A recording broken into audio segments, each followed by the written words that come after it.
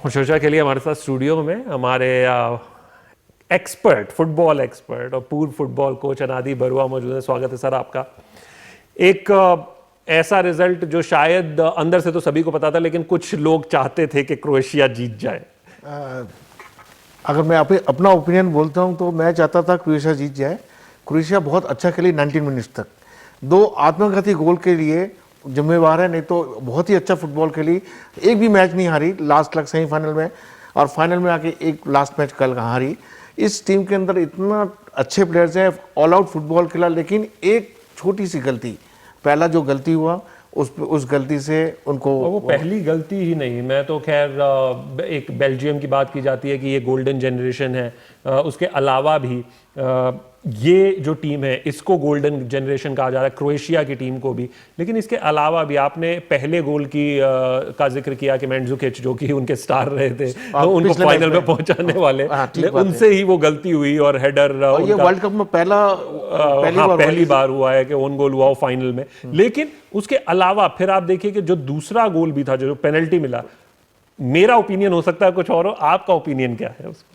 वो अब जो रेफरी डिसीजन फाइनल डिसीजन जो बीआर में देखा रेफरी ने हाथ में लगी। आपकी अपनी क्या राय है? आपने भी देखा उससे पहले, रेफरी के डिसीजन से पहले? मेरे को लगा, मैंने भी देखा, मेरे को लगा कि आगे एक फ्रेंच खिलाड़ी था एकदम ठीक कहा आपने यार, वो उसकी गलती नहीं। अगर डायरेक्ट बॉल हाथ में लगती तो अलग बात थी, चेस्ट से लग के हाथ में लगी तो ये रेफरी दे सकते थे कि ये पेनल्टी नहीं देना था। लेकिन जो डिसीजन उन्होंने लिया तो उसमें कुछ कारण कहा नहीं जा सकता। और कमेंट्री के दौरान उस डिसीजन में ये कहा गया कि जो कमेंट्री थी उसको मैं हिंदी में ट्रांसलेट कर देता हूं कि ऐसा लगता है कि फुटबॉल मॉडर्न इरा में बदल गया है, उसके नियम बदल गए हैं और शायद इसीलिए ये पेनल्टी दी जा रही है। तो वो कहीं ना कहीं एक पहले ओन गोल हो जाता है, फिर उसके बाद आप 10 मिनट में बराबरी कर लेते हैं उस शानदार गोल की बदौलत पेरिसिच के, लेकिन उसके बाद फिर इस तरीके का पेनल्टी। जो गोल किया, आउटस्टैंडिंग गोल किया, और वो अपने कंट्री के लिए 11 गोल करके सबसे महान प्लेयर बन गया क्रोएशिया के लिए। तो वो एक ऐसा मैच चल रहा था कि उतार चढ़ाव चल रहा था। जैसे ही पेनल्टी जो मिला उससे टीम का मनोबल थोड़ा सा खराब हुआ। और एक और चीज मैं बता दूं, वैसे क्रोएशिया की टीम के लिए मैं जानता हूं कि इस समय सिर्फ बात फ्रांस की टीम की हो रही है, लेकिन क्रोएशिया की टीम के आप 4 खिलाड़ी देखें मिडफील्ड और फॉरवर्ड्स में। अगर हम बात करें मैंडजुकिच की, मॉड्रिच की, पेरिसिच और रैकिटिच, ये 4 खिलाड़ी हैं। इन चारों ने अगर ऑल ओवर द वर्ल्ड जो फुटबॉल लीग्स में इनके नाम, ये जिन जिन लीग्स में खेले हैं, इनके नाम में 4 चैंपियंस लीग ट्रॉफीज हैं। इनके नाम पे आप देखिए बुंदेसलीगा की ट्रॉफी है, इटालियन सीरिया है, इंग्लिश प्रीमियर लीग, मतलब कोई ऐसी ट्रॉफी नहीं है, और इन्होंने बहुत खिताब जीते हुए हैं। तो ये बेहतरीन टीम थी हाँ, लेकिन शुरुआती जो पहले हाफ में ऐसा लगा कि ये बेटर टीम है। लेकिन एक चीज बतानी पड़ेगी कि फ्रांस टीम में एम्बापे तो दिखाई नहीं दे रहे थे मुझे, और जब दिखाई दिए उन्होंने गोल मारा तो जहां पर उन्होंने। लेकिन ये सिर्फ एम्बापे के लिए नहीं है, आप पोजीशन देखिए, आप हर चीज जो पूरे स्टैटिस्टिक्स हैं अगर मैच में वो आप देखिए तो भारी क्रोएशिया की टीम नजर आएगी आपको आंकड़ों में।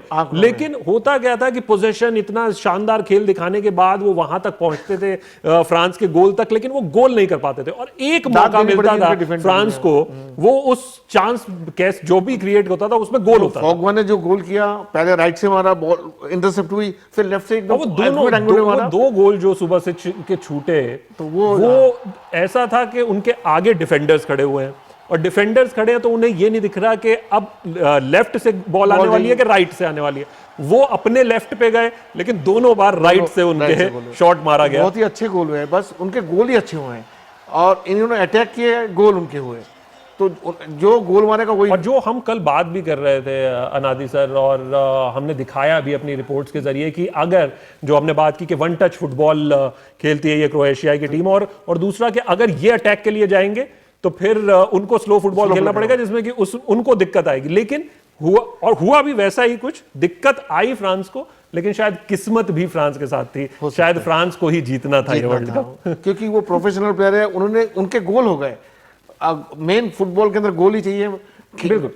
गेम तो चलता ही रहता है, लेकिन गेम फुटबॉल में गोल होना बहुत बड़ी बात है, और उन्हें करके दिखाया। और वैसे मॉड्रिच ने मैच के बाद ये कहा भी कि हमने बेहतर फुटबॉल खेला और फुटबॉल के लिहाज से हम किसी भी टीम से बेहतर थे।